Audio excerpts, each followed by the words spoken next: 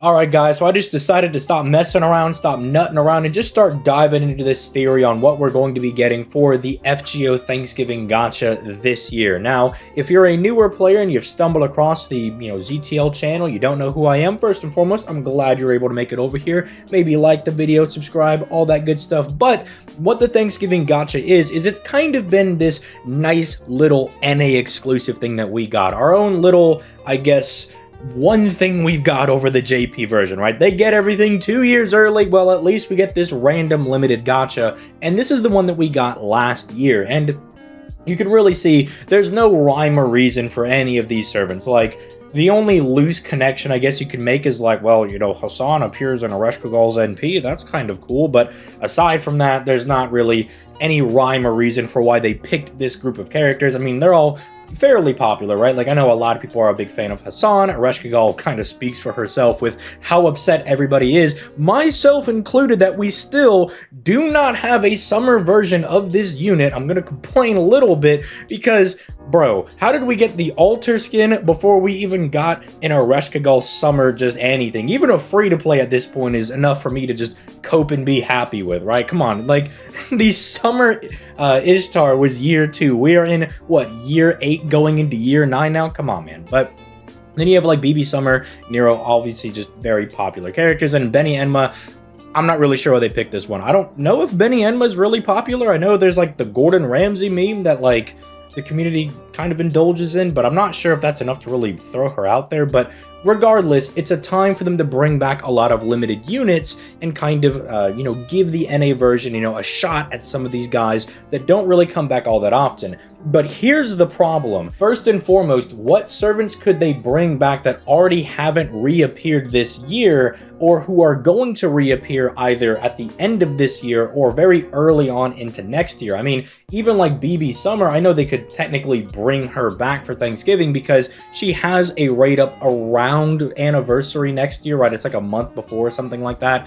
But it's like, realistically, all the really big hype servants you might want to bring back, like Castoria, Koyenskaya, Scotty, Morgan, Melusine, these like insane characters, they already had their reruns or are already going to be getting them like a month after, or even in the case of, say, like Melusine, probably like a week or 2 after this banner goes live. Even people like Ibuki, who are really popular, but not like, and I'm saying this, and I'm not like saying that, oh, she's bad or anything, but not like the super meta-defining crazy unit, right? Like, she's already had her rate up. Space Ishtar over here got a surprise banner because something that Lasengel likes to do is they like to throw random banners our way over here on the NA version of the game, because it seems like they really have this policy of trying to make these limited units more available, which I do like. I mean, if you're someone that is a huge fan of Arjuna Alter, it had to be very rough the fact that he did not come back after his first initial banner for like, what, two and a half years on JP. That had to be like ridiculous, right? If you were really looking for that unit, especially because not only do you might think he's really sick and cool, but he's also really good, right? And so even for someone like Space Ishtar, like, she was a candidate that I was like, oh, they could bring her back, because let's say you missed out on, say, Summer Kama and you still want to do arts farming, or maybe you did pull Castoria and you're going to be pulling for, say, like Scotty and Koyenskaya. Well, she can realistically do all 3 of those, right? Because she can change her NP to whatever she needs, but then they gave her that surprise rate up. So it's really difficult to tell who is going to be brought back on this Thanksgiving gacha. But there has been one person that I have been consistently throwing out that I'm like, if they want to do the go big or go home answer, you bring back Oberon over here, because Oberon doesn't come back for quite a while. This is his next official rate up. I mean, you could say, well, he's gonna be on some of the GSSRs, but one, if you're someone who can't put money into the game, that doesn't mean anything to you, right? It's like, it might as well just be a random banner you can't summon on that you're pretty much pay gated out of being able to do. But even then, it's like a 1 in 5 chance, 1 in 7 chance for some of the worst GSSRs, right? And, you might be lucky, but more shots than not, you're going to be getting unlucky. You're going to get shafted getting someone completely random, right? So the fact that he doesn't come back for quite a while, I mean, keep in mind, this was like at the end of last year for JP. It's going to be a fat minute before this hits us over on the NA version of the game, unless, you know, crossing my fingers that they don't do this year-long Road to Lost Belt 7 campaign. Maybe they want to try to get the games a little more caught up. You know, maybe NA's just a year behind JP.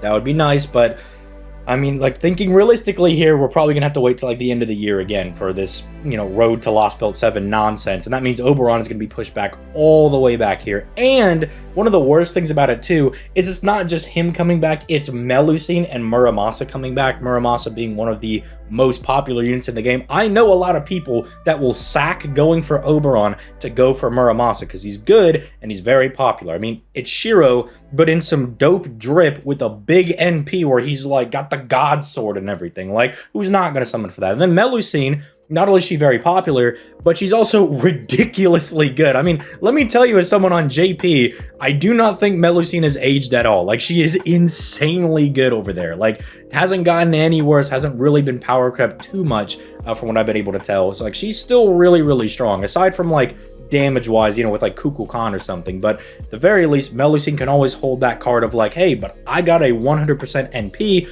plus a 30% battery. Like, that's really hard to creep. Now, he does come back as well for the summer event, because this summer that we had over on JP is basically Lost Belt 6 Part 2, if you kind of want to think about it that way. Like, Nasu came back to write it. They kind of brought back all of the characters. They gave Oberon 2 costumes, which was, you know, I'm not going to talk about that in here, but if you've seen them, they're really funny. They're really hilarious. But what I'm getting at is if they want to make, I don't know, the end of this year really gas for FGO, give people another shot at Oberon. I think that is a really solid done deal that they'll do for Thanksgiving. Now, do I think they'll do it? Probably not. I think they'll try to hold that value for Oberon because, again, when I did the video talking about who I thought the best unit in FGO was, it was like Castoria was that #1, but I'm like, I could see you making an argument for Oberon as well for just what he does for the arts and for the Buster meta. It's ridiculous. The fact that you can also do double Oberon setups with one Koyan Sky as well, like, it's just ridiculous what you can do with this guy. Like, he's just nuts. He's just he's bonkers, bro. He's broken. He's ridiculous, right? Especially because you're going to be getting a free Black Grail for next anniversary, unless you're a dummy and you pick, like, I don't know, the Shiro or the Sakura or the Rin CE. Don't do that. Don't worry. I'll put out a video next anniversary making sure that you're not going to make some stupid decision like that. But because you even get that, he just gets even better, because it's like, oh, well, maybe right now if you don't have, like, Melusine and you're not doing, like, Black Grail farming with your art servants, maybe he's not as strong, quote unquote. But then there's no excuse after that. Then they're like, nope, they just give you Black Grail for free. So, you know, he just becomes nuts because it becomes a free-to-play CE, essentially. So, yeah, that's kind of my pick. That's who I really want to see them bring back for this, because aside from that, does it really matter who they bring out here? Unless, I don't know, one of your favorite servants is, I don't know, off the top of the dome, what's some, like, random limited person they could bring back? Gilgamesh, right? Like, Gilgamesh is one of my favorite servants, but, like,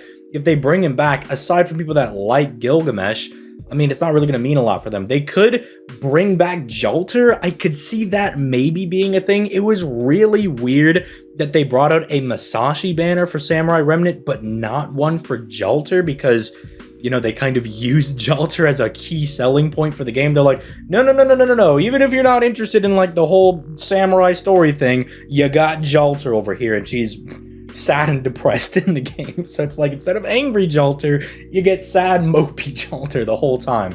So, I don't know. People like that could be released, but they're not going to be like these people that raise the floor of how strong your box is. And because you have all these other insane banners that are kind of just be around this Thanksgiving gacha, if they don't drop some insane heat, like putting Oberon on here, right? If they don't do that, it's almost like, unless your specific favorite servant is going to be coming back on that banner, what's the point in summoning for it, right? Like, you'll just save for Scotty, save for Melusine, save for either one of the Koyan Skies, because they're both great. You know, you're going to have spent all your Saint Quartz on not Koyan Sky, Castoria, who just came back for the Lost Belt 6 stuff, right? Or you're spending on some of the new servants like Izumo or Lancer Sakamoto, because if they bring back these old servants, you might be like, I don't want to play with old servants that aren't really going to do anything for me. Let me try out these new, like, fun servants like Tai Gong or something, right? Who's like really good, and he's, new. You haven't got to play with him if you don't play on JP, right? It's like, go for the new shiny units as well for some of the older units. I guess the one benefit for FGO, though, on that kind of front for like, play with the new units instead of the old ones, some units don't age all that badly. Like, Ereshkigal has like been aging really well. Like from the point that she came back on this banner to where she's at right now on JP, still like functionally the same unit. Like she's still just really good, right? She's still just very, very solid. Hasn't really gotten any worse. So it's like at least FGO doesn't like power creep some of their units too hard. I mean, you have units that have become better than others, like say Ibuki becoming like the best arts farmer, then Melusine trying to take that from her again. But it's like the other guys don't get any worse. It's not like, oh, well, now you have Ibuki, gotta throw her in the trash, she can't do stuff. It's like, no, she's still as good, it's just this other unit might be better. But that's a whole topic for another day. I might do a whole discussion on FGO power creep. But yeah, with all that being said, let me know your thoughts in the comments down below. I'd love to hear what you guys think about who you think will be coming back on this Thanksgiving gacha, because there's just like so many characters. Like I was like, maybe Summer BB will come back, but no, she's going to be coming back pretty soon, relative to us being 2 years behind. So I can't really see them bringing her back. I don't know. Like, you can stick Arjuna Alter on the banner, but he's going to be coming back for the Glasses event in March. So it's like, I don't really know who you bring back. I mean, Karen's going to be coming back for Valentine's. They're not going to stick her on there. Maybe, and this is just like a weird thing that they could throw out there, you bring back some of like the summer guys that just came out, like Kama and Okita Alter, to be like, hey, in case you missed out on them, here's like a quick re-rate up on them, but they get a rate up next year as well. I don't really know. Let me know your thoughts in the comments down below. Just none of the really like normal limited answers seem to be all that satisfying. So I'd love to hear what you guys think in the comments down below. One of the things that I think could be very cool is like a potential, maybe like a 4-star ticket, or if they put some of the story limited 4 stars on the banner as well. Like say they throw Salter on rate up, or a Lancer Alter, because they really don't get rate ups. Throw people like Bedivere on there. I think that could be very good as well, to kind of just help incentivize being like, well, not only are you going to get some of these limited guys, but we also throw some of these other dudes that are really rare on there, so you can kind of get their NP up on some of them, get your Bedivere to NP, 3, 4, 5 or something, so he performs a lot better. But yeah, with all that being said, I'll catch you guys in the next one. Peace, late guys.